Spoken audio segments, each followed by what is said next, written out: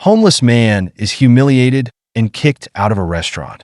But when a millionaire sees his necklace, it was a quiet afternoon in the heart of New York, where the prestigious Silverstone Lounge brimmed with elegance and exclusivity. Conversations floated softly as the fine wine poured into crystal glasses. Each table, set with the finest linens and silverware, was a world unto itself, where only the wealthy and privileged seemed to belong. Linda Blake, a woman of undeniable grace, sat near the window, her sharp blue eyes watching the city move below. This restaurant had always been her sanctuary, where she could lose herself in the rhythm of society's elite, the noise and luxury masking the hollowness inside. But that afternoon, something shifted. The door, a grand frame of glass, opened with a creak, allowing an unfamiliar figure to enter. He was different. He didn't belong here. The man who stepped through the door starkly contrasted everything Silverstone stood for. His clothes were frayed, his face weathered by hardship, and his eyes, deep and hollow, betrayed a hunger not just for food but for something more. As he would later be known, Logan moved cautiously, almost as if the mere act of stepping into such opulence felt like an intrusion. The delicate conversations around him hushed as all eyes approached this out-of-place stranger. He walked timidly to the nearest waiter, his voice barely audible as he made a simple request. "Could I get something to eat?" The way he asked it, with such desperation, struck a chord that no one wanted to acknowledge. Before the waiter could answer, a tall, stern man approached David. The manager, his face, usually calm, was now twisted with irritation. David's voice broke through the tense silence like a whip. "Get out of here!" His words were sharp, calculated to cut deep and humiliate. The luxurious atmosphere of Silverstone Lounge didn't allow for men like Logan to err. "You don't belong here," David snarled, pointing toward the door. "You're disturbing the customers." Logan's shoulders slumped under the weight of those words. But he didn't leave right away. He hesitated, glancing at the finely dressed patrons who avoided his gaze, pretending not to notice his existence. His voice trembled as he tried to speak again, but no sound came. David stepped forward, his body radiating anger. "Out! Before I call the police." The humiliation was complete. Logan lowered his head, his trembling hands clutching something hidden beneath his worn shirt, a small pendant barely visible. Paying close attention, it was his most precious possession, though he held it with little more than a whisper of hope. At her table, Linda watched the scene unfold with an unsettling stillness. It wasn't the first time she had seen the world draw its lines between the privileged and people with low incomes. But something about this man, about Logan, stirred her deeply. Her sharp eyes, which missed nothing, caught a glimpse of the pendant that hung from his changings being pushed toward H. It was a simple necklace, but to her, it was so much a wave of shock that she ran through Linda, her heart skipping a beat as memories she had long buried began to resurface. That necklace, she knew it too well. She had given it to her daughter Sophia on her 16th birthday, years before her daughter had vanished without a trace. The weight of the past bore down on Linda with sudden force, and time itself seemed to stop. Her daughter, Sophia, had been missing for 5 long years, taking only a few belongings when she left, and that necklace had been one of them. Linda stood up, her heart racing. She couldn't let Logan walk out of that door, not before she found out how he came into possession of something so precious, so tied to the most profound sorrow of her life. Her hands shook slightly as she rushed toward him, her voice low but urgent. "Wait," she called out, her heart pounding louder with each step. "Please, wait." Logan paused at the sound of Linda's VD still resting on the door handle. He turned slowly, eyes filled with a mixture of confusion and wariness. His instinct was to leave and escape the humiliation that clung to him like a shadow. But something in Linda's tone, raw and filled with urgency, made him stop. She approached him cautiously, her breath unsteady, as though each step took her deeper into a past she had tried to forget. "That necklace," Linda said, her voice soft but firm, her gaze never leaving the pendant peeking from under Logan's shirt. Where did you get it? Logan, instinctively protective of the small item, held it tightly in his fist as though it were the only thing he had left in the world. It was given to me, he muttered, his voice rough with years of hardship. A gift. From whom? Linda interrupted, her composure slipping as desperation began to crack through the facade. Who gave it to you? Logan's brows furrowed in confusion. But there was a flicker of something in Linda's eyes that he hadn't seen in anyone else here. An understanding. A connection. His grip on the necklace loosened slightly. A young woman a few years ago, he said, his voice trailing off as he looked away, unwilling to relive the painful memories. She said it was special to her, but that I needed it more. Da's breath caught in her throat. She stepped closer, her heart pounding in her chest as hope added within her. Did she tell you her name? Logan hesitated, sensing the importance of this moment. He lifted his tired eyes to meet Linda's.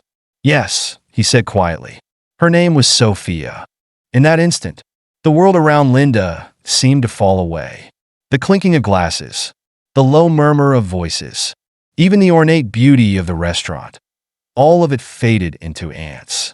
Her daughter, missing for 5 years, was alive, and this man, this stranger, was the first real connection to her in what felt like an eternity.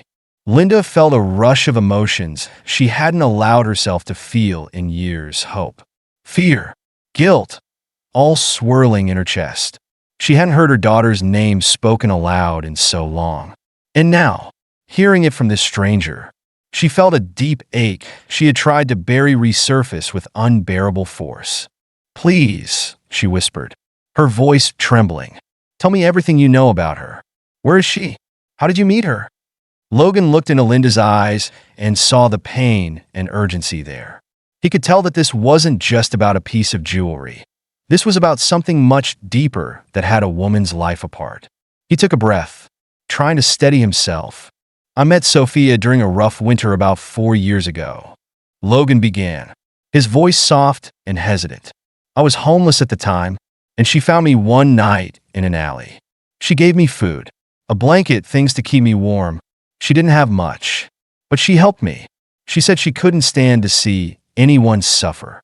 Linda's heart clenched. That was her daughter, the kind, compassionate soul she had raised, who had always cared for others even when it cost her. But why had she left? Why had she disappeared without a word? She stayed with me for a few months. Logan continued. We became friends. She never told me much about her past, only that she was running from something, someone. She was scared, but she never let it show. He paused, his brow creasing as he remembered. And then, one day, she left. She gave me this necklace and a note. She said she had to go, but that she'd never. But Da's throat tightened. Do you still have the note? Logan nodded, reaching into the pocket of his worn jacket. His hands trembled slightly as he pulled out a folded piece of paper, worn from years of being carried close. It's all I have left of her, he said, handing it to Linda. With trembling hands, Linda unfolded the note, her heart pounding as she recognized her daughter's handwriting. The words were simple, but each one cut deep. Dear Logan, I have to leave. I can't put you in danger anymore. Thank you for everything. I hope this necklace brings you the luck it never got me. Find your way, just like I'm trying to find mine. With love, Sophia. Tears welled up in Linda's eyes, but she blinked them away, refusing to break down here. In this place, she looked up at Logan, her voice barely above a whisper. Thank you for keeping this. Logan nodded, unsure of what else to say. Linda knew what she had to do. This was the first real lead she'd had in 5 years. And she wasn't going to let it need your help, she said, her voice steadier now, filled with determination. I have resources, connections. We can find her, but I need to know everything you can tell me about where she might have gone. Logan hesitated. I don't know much more, he admitted. She talked about wanting to find a quiet place far from the city. She didn't want to be found. Linda nodded, understanding the fear that had driven her daughter away. But even so, she wasn't going to give up. Not now. We'll start with what we have, she said firmly. I'll look through public records, talk to people, and you, if you can, ask around the streets. Maybe someone else saw her. Maybe someone knows something. Logan looked at her, seeing the resolve in her eyes. He felt a glimmer of hope for the first time in a long while. "I'll do what I can," he promised. "I owe her that much." Together, they spent the next hour planning their search.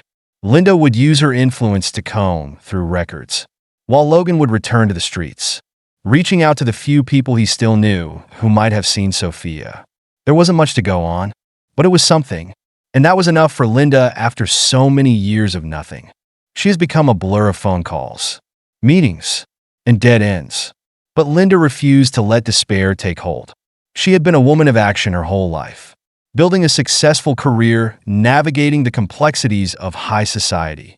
Indeed, she could navigate this, too. But this wasn't just business. This was personal. It was about finding her daughter, returning her from the shadows of the past.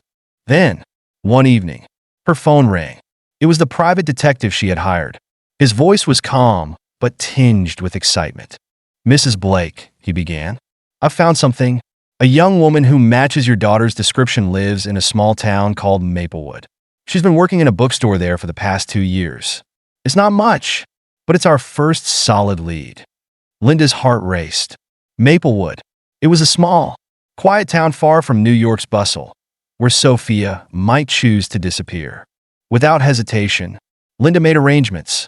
The following day, she and Logan boarded a plane bound for Maplewood, the weight of hope and fear heavy between them. As the town came into view, nestled among rolling hills and quiet streets, Linda couldn't help but feel a strange sense of peace. It was a place where time seemed to slow down, where life could be simple again. She only hoped that her daughter was waiting to be found somewhere in the quiet of Maplewood. The following day, Linda and Logan arrived at Maplewood Books, a quaint little bookstore in the quiet town's heart. The air outside was crisp, filled with the scents of pine and freshly brewed coffee from the cafe next door. It was the kind of peaceful town that felt a world away from the chaos of New York, a place where someone could quickly disappear. Linda's heart pounded as she pushed open the door, the bell above it chiming softly. Inside, the walls were lined with books, the rich scent of paper and ink wrapping around her like a warm blanket.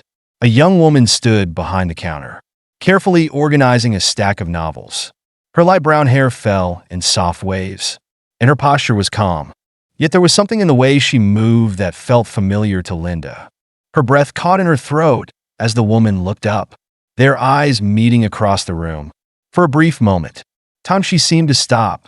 The world around them disappeared, leaving only the two, the mother who had spent years searching and the daughter who had vanished. "Sophia," Linda whispered, her voice breaking with emotion. The young woman froze, her eyes widening as recognition flickered across her face. She took a hesitant step forward, her voice barely audible as she spoke. "Mom!" In that instant, all of the pain, the longing, and the fear that had built up inside Linda over the years came rushing to the surface. She crossed the room quickly, wrapping her arms around Sophia, tears streaming down her face. "I found you," she whispered, holding her daughter tightly. "I never gave up. I never stopped looking." Sophia clung to her mother, her tears falling freely.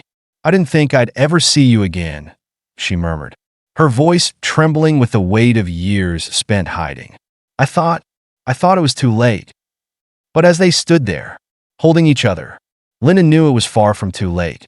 This was just the beginning of a new chapter filled with hope, reconciliation, and the possibility of healing. The warmth of the reunion settled into a quiet peace as they sat together in a corner of the bookstore. Logan watched from a distance, his heart filled with serene joy for the family he had unknowingly helped bring back together. But as the initial rush of emotion faded, Linda could see the weight of something else lingering in Sophia's eyes. Something darker, something unresolved. "Sophia," Linda said softly, reaching out to take her daughter's hand. "I need to know what happened. Why did you leave? What were you running from?" Sophia looked down, her fingers nervously tracing the edge of the table. For a long moment, she said nothing.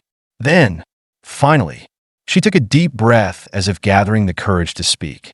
"I didn't want to leave," she began, her voice quiet, "but I didn't have a choice. I got involved with dangerous people. I didn't mean to. It just happened." She paused, her eyes filling with tears. "I witnessed something, Mom. Something terrible. A murder.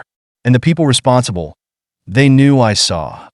Linda's heart sank, the gravity of her daughter's words washing over her like a cold wave. "A murder," she whispered, her voice barely audible. "Sophia, why didn't you come to me? Why didn't you let me help?" "I couldn't," Sophia said, her voice cracking. "I was scared, and I didn't want to put you in danger. I thought if I disappeared, they wouldn't come after you. I didn't want them to find me, but I didn't want them to find you." The fear in Sophia's voice was palpable, and Linda felt a fierce protectiveness rise within her. "You're safe now," she said firmly, squeezing Sophia's hand. "We'll figure this out together. You don't have to run anymore." Sophia looked up at her mother, her eyes filled with relief and uncertainty. "I don't know if I can ever really be safe," she whispered, "not with them still out there." As the weight of those words settled between them, Logan stepped forward, his face tense. "I've heard whispers on the streets," he said, his voice low. "The people who were after you, they're still active. They haven't stopped looking." Sophia's face paled, her hands trembling as she clutched the pendant around her neck. The fear she had lived with for years crept back into her eyes. "I can't go back to that, Logan," she said, her voice shaking. "I can't live in fear anymore." Linda's heart clenched as she watched her daughter, so strong yet so fragile, standing on the edge of hope and despair. "We'll protect you," Linda said firmly. "You're not alone anymore. We'll go to the police. We'll take every precaution. But you are not running again." Sophia looked between her mother and Logan, the fear still present, but now tempered by a flicker of hope. "Do you think we can stop them?" she asked, her voice small but searching. Linda nodded, determination burning in her eyes. "Yes, we can, and we will." The next few days were a blur of phone calls, meetings with authorities, and preparations for the battle ahead. True to her nature, Linda didn't hesitate to bring in every resource she had: private detectives, security specialists, lawyers. She wasn't just fighting to protect Sophia's life. She was fighting to reclaim the years they had lost and the future they still had. Logan, despite his humble circumstances, played a critical role. He knew the streets, the hidden networks that often went unnoticed by people like Linda. He reached out to old contacts, gathering information and piecing together the movements of the people who had haunted Sophia's past. Finally, the day came when they would confront the danger head-on, with heightened security and the full backing of the law. Linda, Sophia, and Logan met with a team of detectives and police officers to formulate a plan. Still shaken, but resolute, Sophia gave a full testimony of what she had witnessed, providing the authorities with crucial details. "Are you ready for this?" Linda asked her daughter as they sat together quietly before meeting the police. Sophia nodded, her hand still gripping the pendant tightly. "I'm ready," she said, though the tremor in her voice betrayed her lingering fear. "I'm tired of running." Linda smiled softly, pride swelling in her chest. "I'm proud of you, Sophia. We'll get through this together." The authorities took swift action, and within weeks, the people who had chased Sophia for years were arrested. The weight pressing down on her chest for so long was finally lifted. For the first time in years, Sophia felt free, with the threat finally eliminated. A calm sense of relief washed over the lives of Linda, Sophia, and Logan. The fear that had haunted Sophia for years was gone, and she could breathe freely for the first time in a long while. The small town of Maplewood became a sanctuary for all of them, a place where the past was put to rest and the future could be embraced without fear. The bond between mother and daughter grew stronger daily as they shared stories, rebuilt trust, and rediscovered the love that had always connected them. Even through years of separation, Logan, too, found a renewed purpose. With Linda's help, he no longer had to worry about living on the streets. He began working in a cafe next to the bookstore, and with each cup of coffee he served, he found a small piece of the dignity he had thought was lost forever. One bright afternoon, as spring began to melt into summer, the trio sat together on a bench in the town's park. watching the children play, and the sunlight filtered through the trees. There was peace in the air after a long and challenging journey when the storms had passed, and the sky was clear again. I never imagined I would feel this kind of happiness again, Sophia said, her voice filled with quiet wonder as she leaned against her mother. After everything that's happened, I thought I'd never find peace. Linda smiled, brushing a strand of hair from her daughter's face. You've always been strong, Sophia, stronger than you know. We've faced so much, but we did it together. And now we get to build something new, something beautiful. Logan, sitting beside them, nodded. Life has a way of surprising you, he said softly. Even when things seem impossible, there's always a chance for something better. The sun dipped lower in the sky, casting a warm, golden light over the town. As they sat there, watching the world move forward, they knew that their journey wasn't over. But they also knew that whatever came next, they would face it together. For Linda, the search for her daughter had ended, but it was also a new beginning in many ways. The pain of the past would always be a part of them, but it no longer defined them. They had found each other, and in doing so, they had found hope again. As they rose to leave the park, hand in hand, the future stretched out before them, full of possibilities, full of love, and, most importantly, full of life.